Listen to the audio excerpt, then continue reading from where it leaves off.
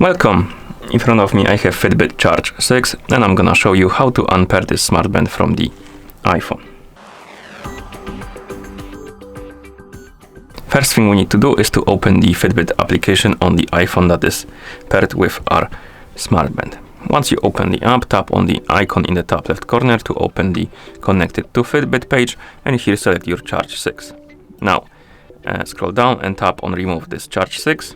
Then tap on Remove this Charge 6 and it will disappear from the Connected to FITBIT page. Now we can close the app, open the settings on our iPhone. In settings, find Bluetooth and tap on it. Then you will see a list of my devices basically, and on it you will see Charge 6. Tap on the info icon next to it, tap on Forget this device and tap on Forget device. Remove it. And at this point, the smartband is unpaired from your iPhone. Thank you for watching.